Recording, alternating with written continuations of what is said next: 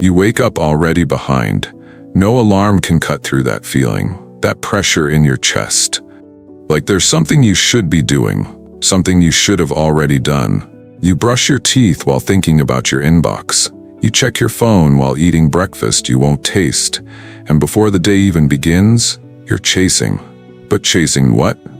Success? Peace? A better version of yourself?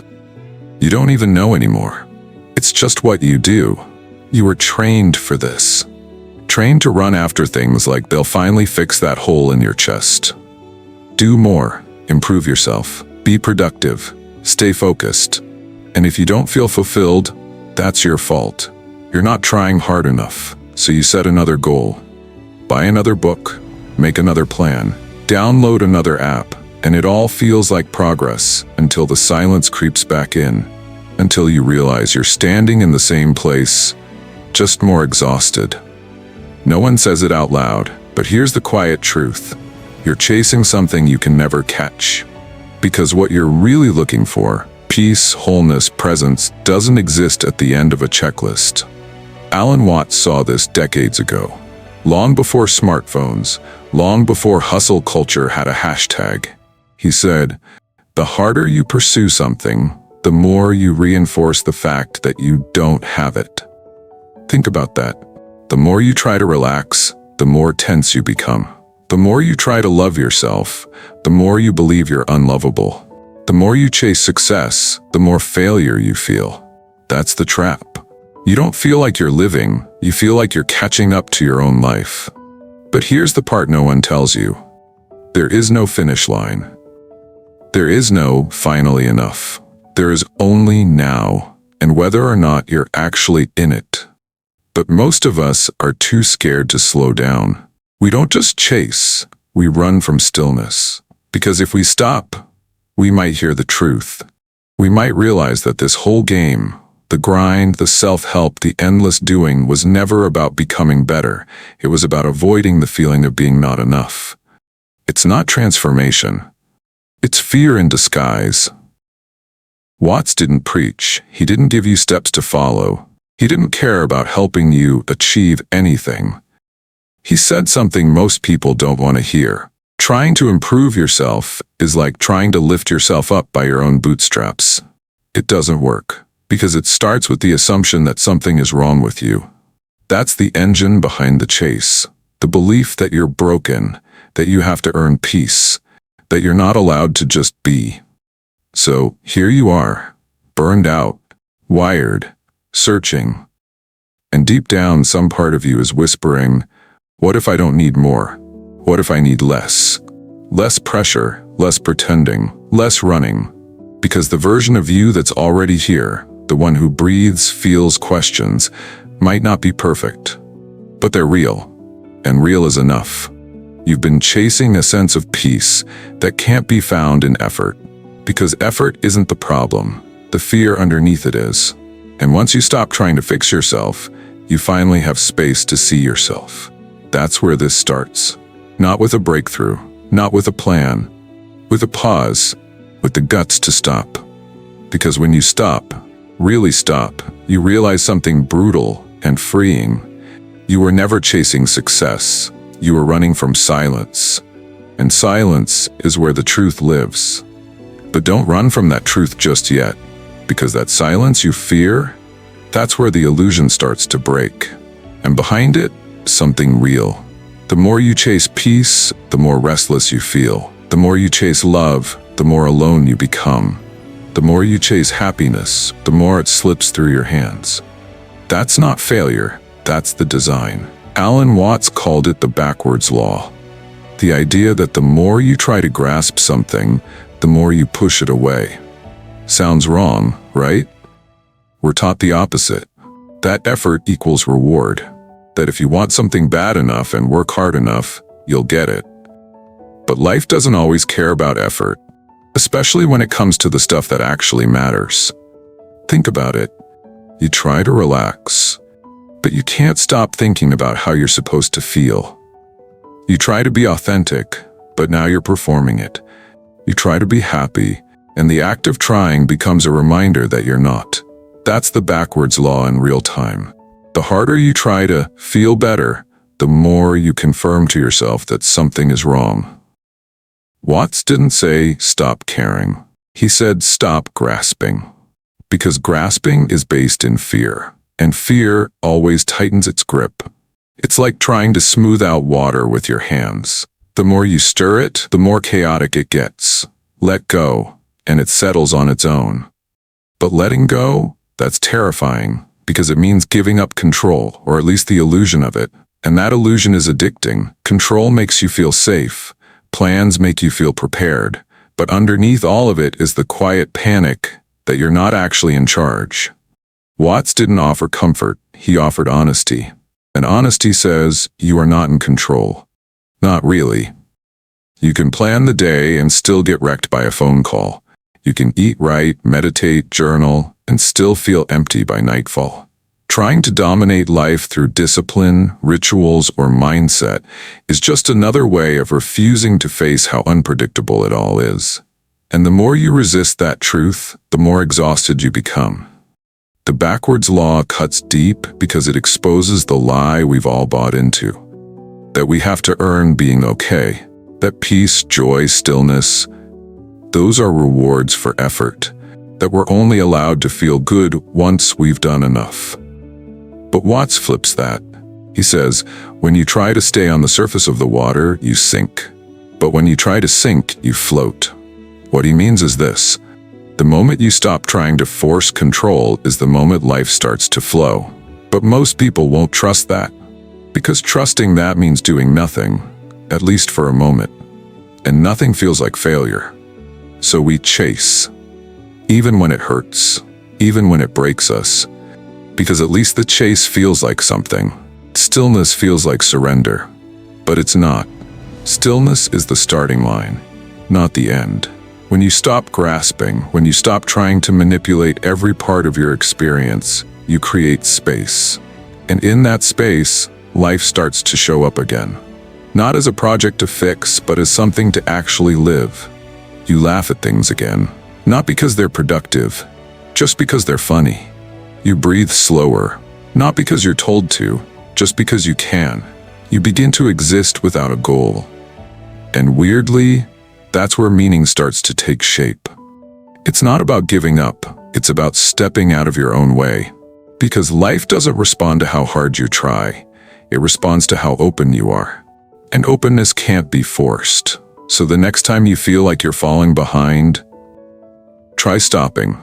Try doing less. Try feeling the moment without fixing it. You don't need to reach for peace. You just need to stop choking the life out of everything trying to reach you. You want to feel better? Let go of the idea that you need to. That's the backwards law. And it's not just philosophy. It's how you start waking up. You've been told you're a person, a name, a body, a story, someone making choices, solving problems, building a life. But what if that you, the one you think is running the show, isn't really there? Alan Watts didn't say this to shock you. He said it to wake you up. Because the deeper you look, the less solid that self starts to feel. You're not your thoughts. They come and go without permission. You're not your body. It changes without asking you. You're not your job, your status, your image. Those things shift, and so do you. So who or what are you? And more importantly, who's been doing all this chasing? Most of us walk around thinking there's a little me inside our heads. Some kind of voice, some core identity pulling the strings. That's the illusion. The sense that you're separate from life, that you're over here and life is out there happening to you, but Watts cuts that in half. You are something that the whole universe is doing, in the same way that a wave is something that the whole ocean is doing. You're not outside life. You are life. You're not experiencing the moment. You are the moment. That illusion of separateness, it's the root of the grind, the stress, the fear. Because if you believe you're separate, then you'll always feel like you have to fight to exist, to matter, to survive. And you'll spend your whole life trying to prove something, to yourself, to the world, just to feel real. But realness doesn't come from performance. it comes from presence.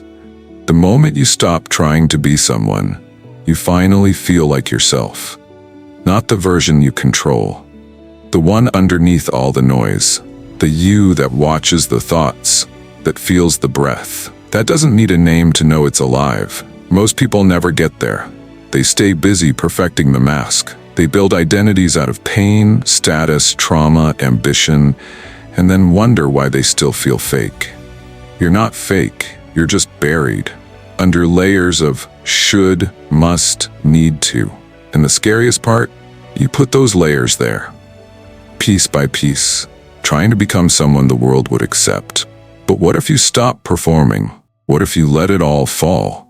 Not because it's bad, but because you don't need it anymore. You don't need to hold the pose. You don't need to chase a version of yourself you invented just to cope. Watts wasn't telling you to destroy your ego. He was telling you to see through it, to recognize the game for what it is, and decide if you still want to play. Because the truth is, you don't need to become anything. You just need to stop forgetting who you already are. And who you are is not separate. You're not here to conquer life. You're here to flow with it. You're not a stranger in this world. You are this world, looking at itself for a moment before disappearing again. That sounds big, but it's also quiet. It shows up when you stop talking to yourself, when you stop trying to fix everything, when you stop chasing a you that never needed to be chased. You don't need more self. You need less noise. And underneath the noise, stillness. Not the kind you manufacture. The kind that's always been there, waiting for you to hear it. You've been looking for freedom and control, but freedom was never outside you. It was inside the illusion the whole time. The illusion of a separate self. The voice that says you're not enough. The part of you that fears being nothing. But here's the truth Watts knew. Trying to define yourself is like trying to bite your own teeth.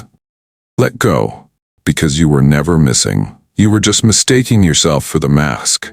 You've been taught to treat life like a puzzle. Figure it out, fix yourself, find the formula, and once you solve it, then you'll feel peace. Then you'll be happy. Then you can finally live. But what if life isn't a puzzle? What if trying to solve it is the thing breaking you? Alan Watts didn't see life as a riddle to be cracked. He saw it as music. We thought of life by analogy with a journey, with a serious purpose at the end. But we missed the point the whole way along. No one listens to music to get to the end. You don't dance to arrive somewhere. You do it to feel it. Every step, every note, every breath. But that's not how we live. We rush through the days like they're obstacles. We treat Monday like a punishment. We treat success like salvation. And we move through time like we're racing toward some invisible prize. And when we don't get there, we panic. We blame ourselves. We speed up, like maybe we're just not doing it right. But here's the question nobody asks. What if there is no there? What if the entire idea of arriving was a lie? You keep waiting for the moment when everything makes sense. When the schedule calms down. When the doubts go away. When you finally feel okay. But that moment never comes. Because the more you wait for it, the more life becomes a problem to be managed, instead of a moment to be lived. Watts challenged that deeply. He called out the obsession with goals, the constant need to measure, track, optimize. He said we turned existence into a job, turned experience into a transaction, turned being alive into a performance review. And in that rush to get everything right, we missed the point entirely. You weren't meant to master life. You were meant to be inside it, to breathe it, to mess it up, to laugh at the parts that make no sense, to feel everything, even the parts that hurt. Life isn't asking you to be perfect. It's asking you to be present. But presence doesn't look the way people sell it. It's not clean. It's not calm. It's not a guided meditation with spa music in the background. It's real. It's hearing the rain while your brain spirals. It's tasting your coffee while thinking about death. It's being fully here, even when here feels uncomfortable. Because discomfort is still real. and real is all you have. Watts didn't want you to escape life's chaos. He wanted you to dance in it. To see that there's beauty in uncertainty, that laughter doesn't need a reason, that the mess is the miracle. But you can't dance if you're too busy fixing. You can't play music if you're obsessed with the last note. So maybe it's time to stop trying to figure life out.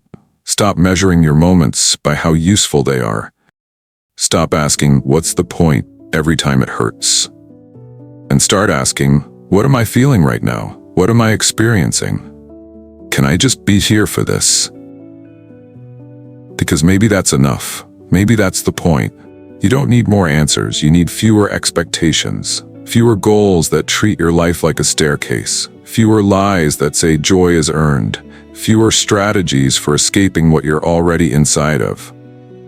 You're not failing. You're just tired of pretending life is a machine. It isn't.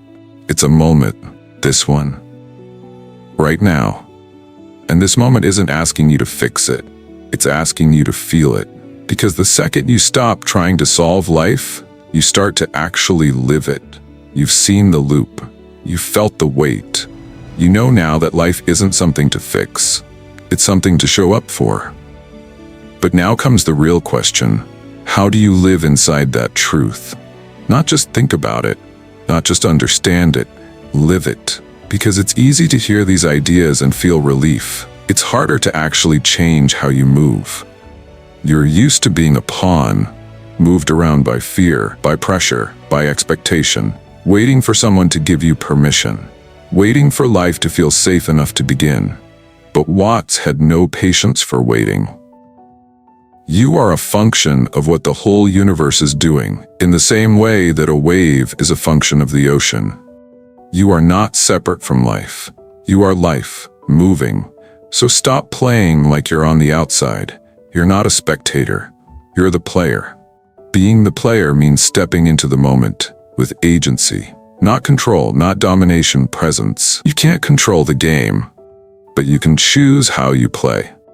That's the difference between living reactively and living consciously. You're not here to survive the rules. You're here to bend them, break them, rebuild them if you have to. Because the truth is, most of the rules were made up. What success looks like, what a good person acts like, what it means to be enough. You don't have to follow a script that's killing you. But being the player takes risk.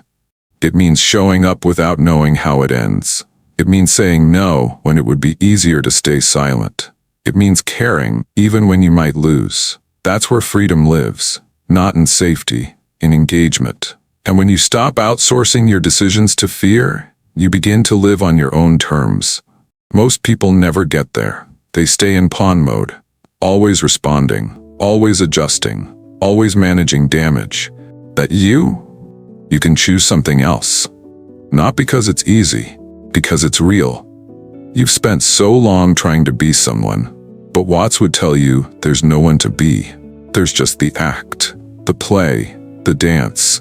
The beauty of being alive is that it's not about being a thing, it's about being in motion. You're not a finished product, you're a process. And that process gets to participate, not because it has to, because it can. So what does that look like? It looks like saying, I don't know, without shame. It looks like walking into the unknown with your eyes open. It looks like choosing love even after disappointment. It looks like presence, not performance. You stop acting like life owes you something. You stop acting like you owe life something. And you just live. Not with a plan, with attention. Being the player isn't about winning. It's about waking up. It's about touching the present moment without trying to own it.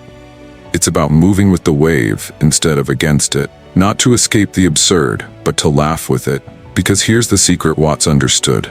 When you stop trying to control the game, you start to enjoy playing it. So here's your permission to feel everything, to stop trying so hard, to drop the mask, to stop chasing what was already here. Not because you're giving up, because you're finally showing up. You are not lost. You are not broken. You are not late. You are already here, and that's enough. Now, live like it. If this made something click, share it. Someone else is stuck in the same chase and needs to hear it put like this. And if you want more truth, not noise, subscribe. No performance, no preaching, just clarity. Like, share, subscribe. Only if it actually meant something to you.